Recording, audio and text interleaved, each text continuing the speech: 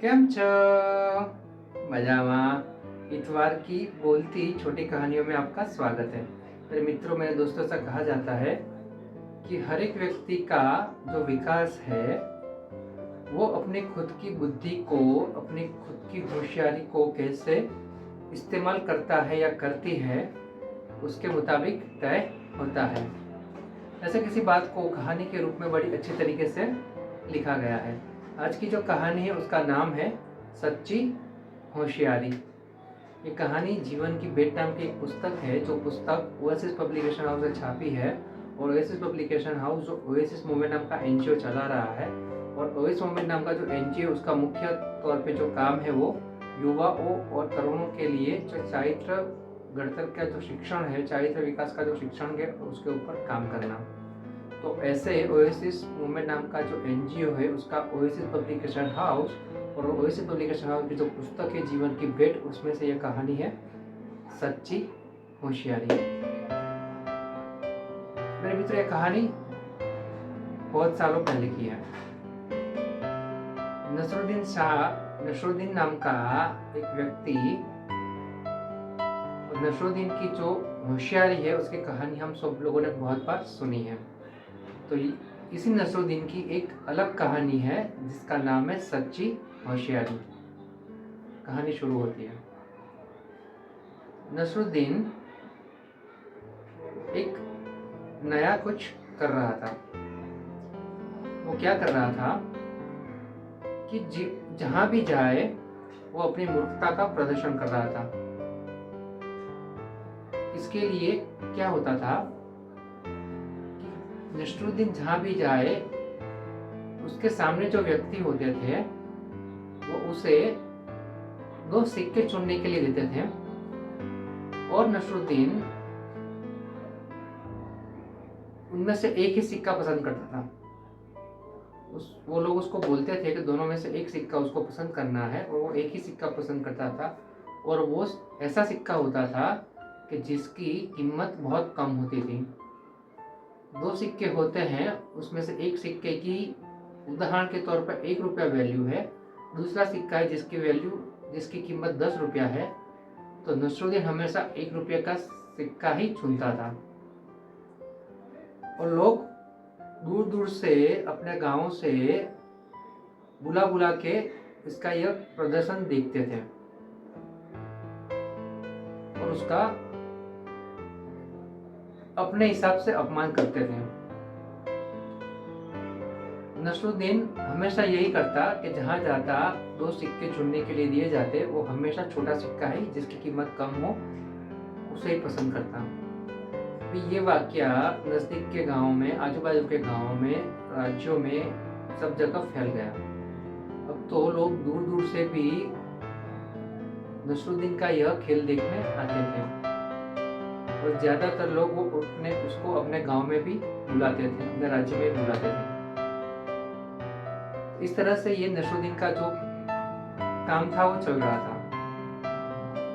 चारों ओर उसकी मूर्खामी का, उसमें बुद्धि नहीं है उसका, चारों ओर प्रचार हो चुका था, और सब लोग ऐसे मूर्ख व्यक्ति को देखने के लिए तरस रहे थे।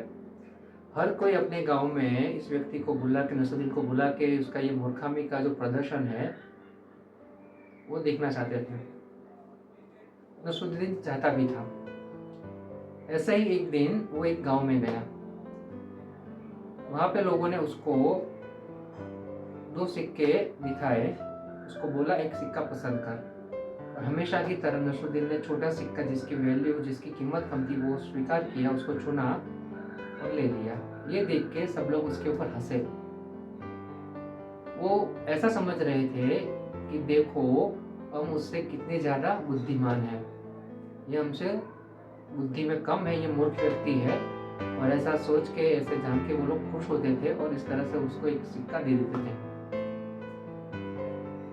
हालांकि नसरुद्दीन का अपमान भी बहुत होता था, लेकिन उन्होंने स्वीकार कर लिया था कि भाई ऐसा तो होना ही है। ऐसा में एक उदार व्यक्ति जो उम्र में थोड़ा बड़ा था, वृद्ध दिख रहा था, शयाना था, उसने ये देखा और उससे सहन नहीं हुआ। उसने उस व्यक्ति को, नसरुद्दीन को बोला कि तेरा ये आज का जो प्रदर्शन है वो ख़त्म हो जाए, उसके बाद तू मुझे मंदिर के उस कोने में मिलना, मुझे तुझसे काम है।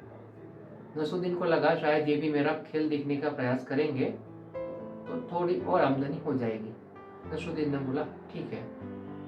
उसका वो गांव में जो प्रदर्शन था वो ख़त्म हुआ, वो मंदिर के कोने में गया, वृद्ध व्यक्ति से मिला। वृद्ध व्यक्ति ने उससे बात की, नसरुद्दीन मुझे पता चला कि तुम्हारा नाम नसरुद्दीन है, मुझे तुम पे दया आ रही है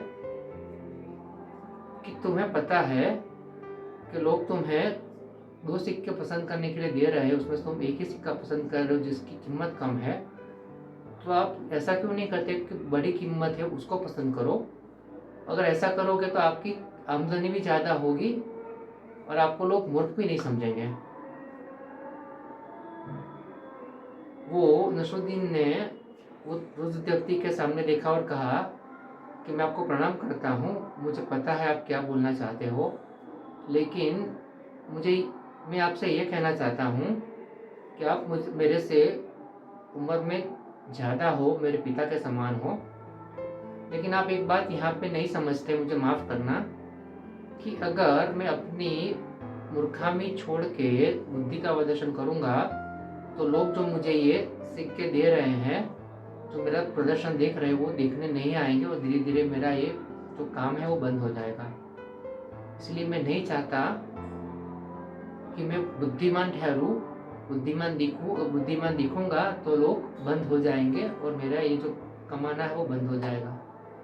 इसलिए मैं जानबूझ के अपनी मूर्खता का प्रदर्शन करता हूँ और आप नहीं मानेंगे कि इस तरह से मैंने बहुत सारी संपत्ति इकट्ठा कर ली है।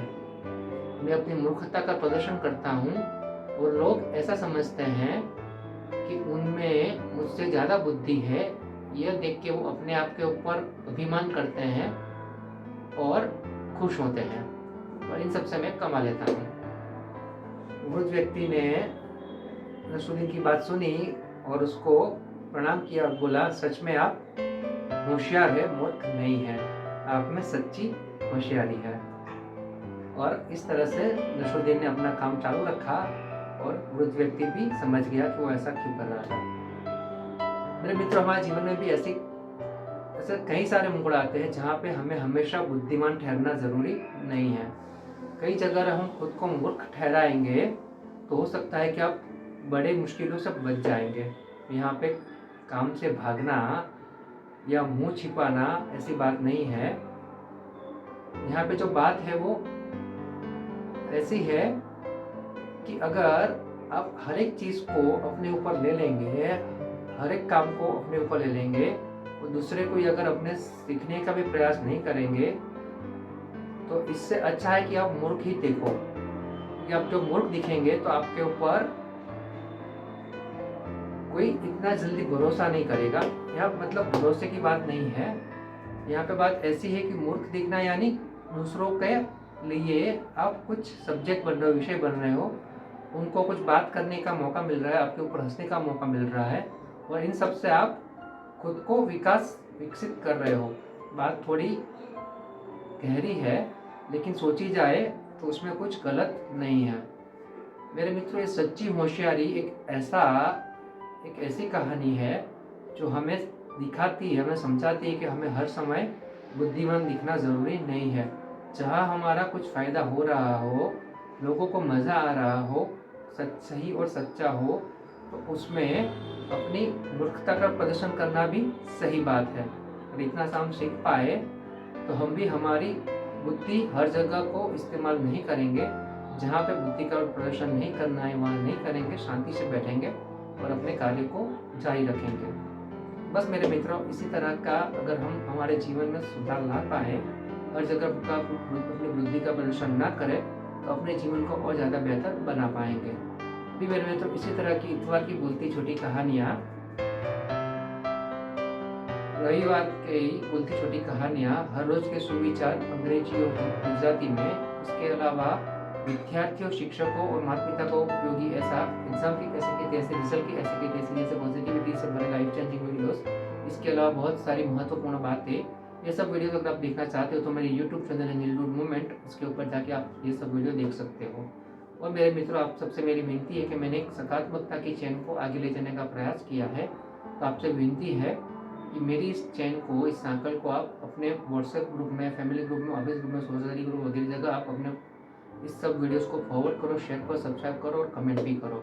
अगर आप ऐसा करेंगे तो मेरे मित्रों, पता नहीं इस समय, इस घड़ी कोई व्यक्ति अगर नकारात्मकता से गुजर रहा हो और उसे इस समय ऐसी कोई सकारात्मकता वाली कोई अच्छी वीडियो मिल जाए और अपने जीवन में वो सुधार कर पाए, तो ये जो सर्कल शुरू की है, चेन शुरू की है, उसका जो कारण है वो सफल होगा और दुनिया में धीरे धीरे कुछ ना कुछ सुधार आता जाएगा। किसी की जान बच सकती है, किसी का विचार बदल सकता है और अपने आप को वो बचा सकता है। बस मेरे मित्रों, मेरी इतनी विनती है कि आप इतना तो जरूर करेंगे।